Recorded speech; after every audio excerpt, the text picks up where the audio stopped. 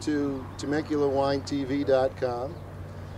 Today we're here in the site of the first vineyard that was planted in the Temecula Valley.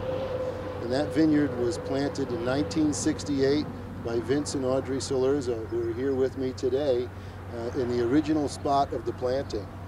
So, now, what about your family? I mean, were they all born and raised here?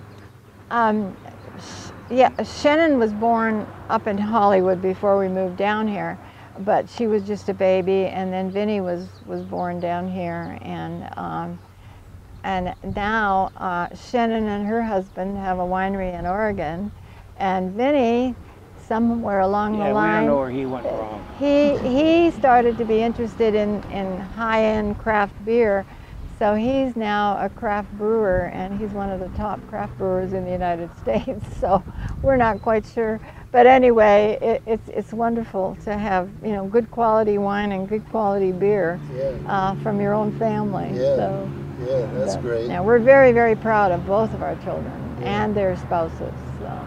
Now, Shannon was born in Hollywood, but she was given the name Shannon.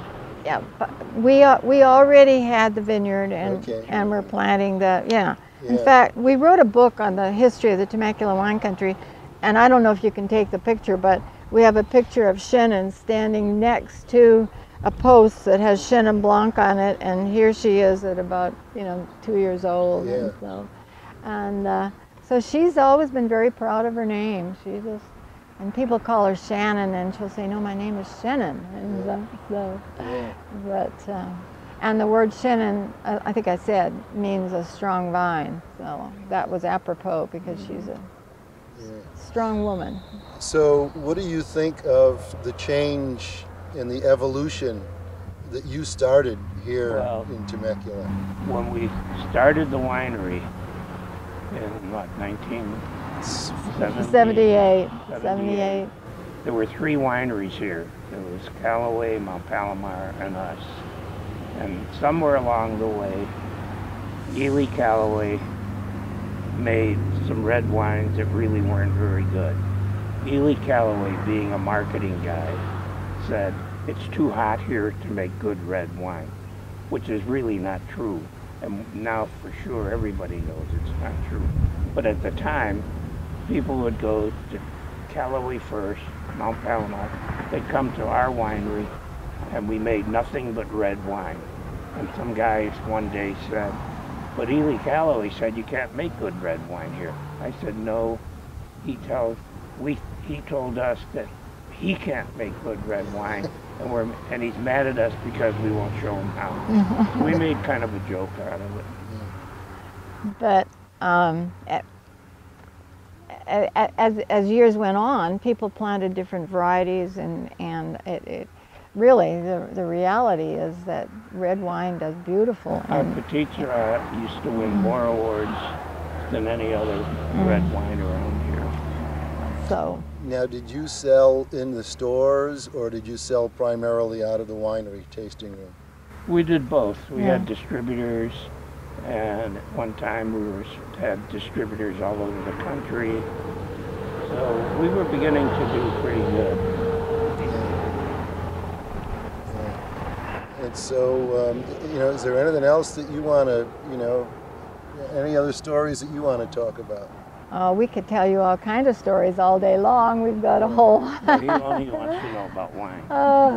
Well, I'll tell you... The wine and the family, and, and your experiences in Temecula, the quality of life here. I'll tell you one thing is that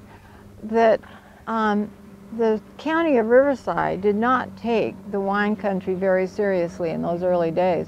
And they were going to move an airport, and they were going to put it just almost next door to us up the road. And they were insisting that that was where the airport would be, and it would just, everything then eventually would go commercial instead of into vineyards. And it was made plain to them that if you were to take out the vineyards, there would be X number of gallons of wine that would be disappearing, and that those wines would be worth X numbers of dollars, and that would become that amount of income that would be lost to the winery who owned that income. And by the end of the evening, this airport committee were told, you know, if you take out the vineyard and put in an airport, the owners are going to sue you for all of those dollars that they lost. And the airport committee kind of thought about the whole thing and decided to move the airport over a little bit north of here, along Winchester Road, because that was already zone commercial over there. But you know, had not the local people here, and there weren't that many of us, had we not spoken up and refused to just, you know, say, okay, bring in your airport, this would have all been commercial instead of, you know, a wine country that we have now. So you needed to take action on that issue. Everybody that lived here came to a little meeting. We crowded into a tiny little room, and we let them know that we were not going to. In those early days, you know, people who had never done anything, never been to a meeting, never stood up in front of a crowd, we all learned how to stand up and defend the area that we loved, and we were putting our money into. At one point, the city of Temecula wanted to annex all of wine country into Temecula, and they had several meetings here. Conveniently, they always forgot to bring the maps. And so they had a vote, and most of the people who lived in this area were not wine owners or vineyard owners.